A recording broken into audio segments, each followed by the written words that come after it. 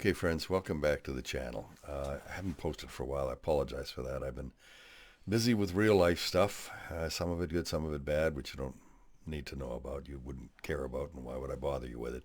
But anyway, I also ran into some problems with my computer. I had a 3090 graphics card, which was great until I got my pimax super wide. And then it was just too slow. So I had the alternative of buying a new computer or not. And I decided not because I don't want to get rid of Windows 10 yet. I just don't like Windows 11 that much. So I bought a 5070 Ti and plugged it into the computer. But then I ran into issues with Windows and had to reinstall that and had to do new drivers for the 5070 Ti, new drivers for the headset, Pimax Play, and for the firmware too. And then when I got it finally all done and I tried to play Flight Sim 2024, it went to black screen as soon as I hit Control Tab.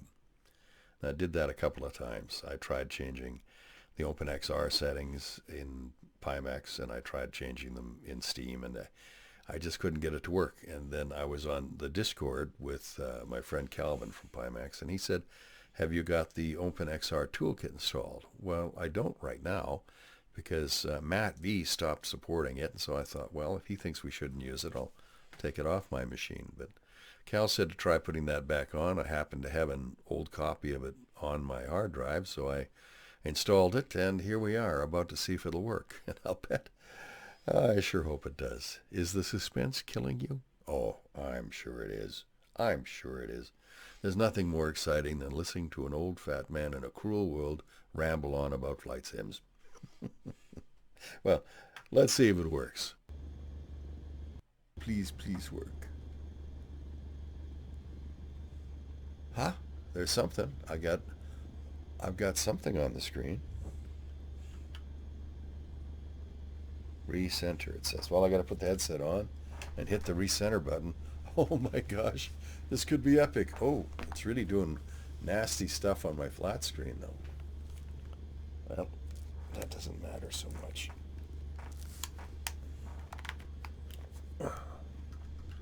Let's recenter. As soon as I can find the recenter key on my...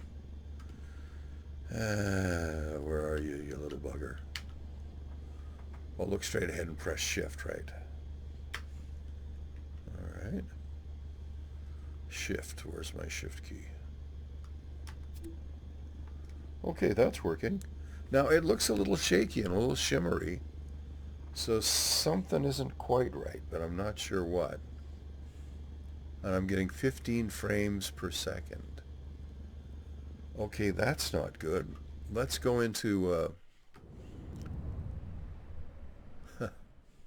let's go into settings. And the headset is so good that I can do all of this stuff in settings because it's perfectly clear. It's just about as clear as my monitor, which is 4K.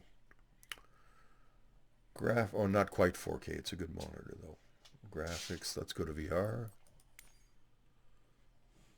Oh, I've got TAA turned on. Well, let's go to NVIDIA Super, DLSS Super, and let's put it on. I'll drop it down to, oh, did it just lock up on me? Right away I can see I've got 31 frames per second now, but that's still not quite what I was hoping for. We'll put resolution to balanced. Foveated rendering, we'll turn that on. And hopefully that'll kick the frame rate up a little bit. I don't know what reprojection mode is, and I don't think it works very well in Flight Sim on the Pimax anyway, whatever it is. This is what I heard through the grapevine, and I always believe the grapevine because after all, I don't know why I believe the grapevine. Anyway, okay. Let's save and go back. And we'll resume the flight. Okay, so now I'm back, and I have 31 frames per second now. That's not terrible, and the cockpit still looks great. I know most people want to get like 45, 46 frames per second, but I'm not altogether sure that's reasonable on my machine, because it's an old Intel processor that's only good to 3.1 gigahertz and can't really be overclocked. But I think this GPU can be, so I might try that later. But okay, let's take the park brake off, and let's see if we can get this show on the road. I don't mind 30 frames per second right now. That's a good starting point. I'm sure I can tweak it. And I have to say the resolution is good.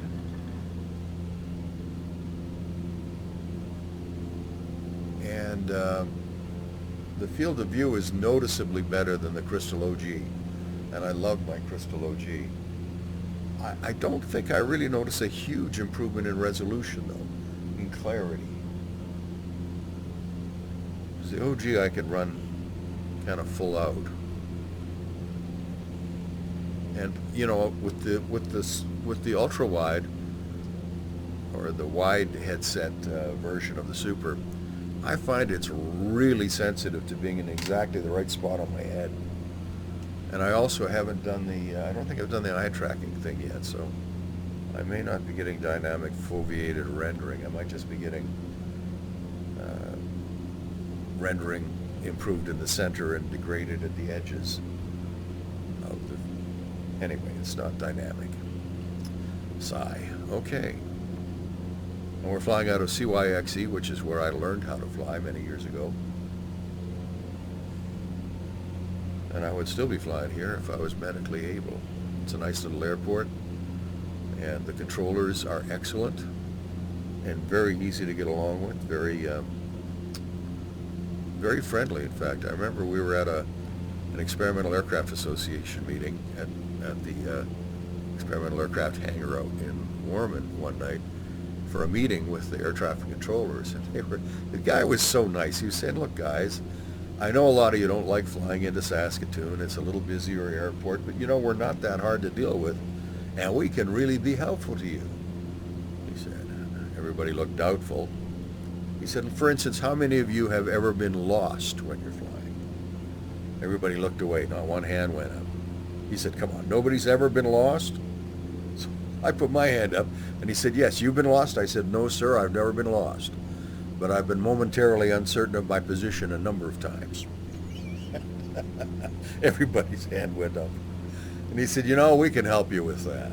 And we'd like you to come into the airport. We love to have people visiting." But anyway, they were just really, really good guys to deal with. I don't seem to have any flaps on. I'm going to power back here as I'm just going to do a circuit here because I want to see if I can, I don't know, let's put some flaps on while I'm going relatively straight. You don't really want to do it while you're turning.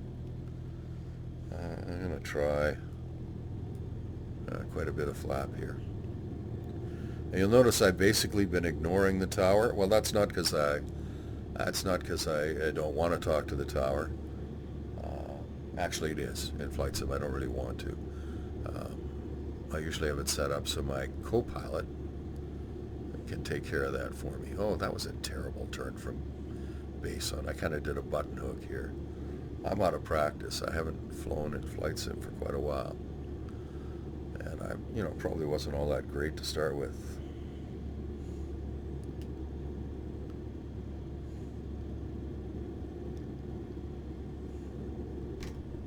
Power off approach right now, but you can always throw a little power in if you need to. The first thing I learned how to fly was a glider, and of course, you don't have that option in a glider. When you're out of power, when you're out of energy, you're out of energy. Here I need to because I think I got a little bit ambitious. Yeah, and I don't have it trimmed properly either. I'm flying this like an old-fashioned ultralight with no trim. Okay, I think I can make the runway now. But anyway, in gliders, you can get a little energy if you do a typical half spoiler approach. Then when you, am I going to make it? Am I going to make it? Hold on. Yes. Oh, but the nose came down awful fast. That's not good. Cool pilot told me my ground speed, my airspeed was too low. He's right. All right, I don't think my brakes are working. Oh, maybe they are. Okay, let's just see if we can get off this runway somewhere. Yeah, I'm going to try for a little bit more clarity. For some reason, it doesn't. I don't think it looks as good as my. Oh, I don't think it looks quite as good as my OG right now. But this is my first time through with it, and the wider field of view is good. And with more PPD, more pixels per degree, at 52 versus 35, I really should have a clearer picture than I'm getting right now. Like the runway looks amazing. The hangars look okay. The tower looks okay, but they don't look great, um, which I'd kind of expected. So I've obviously got to do a little bit of tweaking, and I'm going to sign off and do that. But so far, I think that's a good start. We got it working again, which I wasn't able to do before. So I'm just going to park here. I'm sure nobody will mind. I hope not. I'll go on the grass just in case. Not best practice, but I'm not flying on AtSim or something where people will get mad at me. All right. Thank you for watching. I really appreciate it. I'm going to see what I can do to tweak the settings in Flight Sim and in the pimax settings just to make sure, and the GPU settings, to see if I can get just a little crisper picture on it.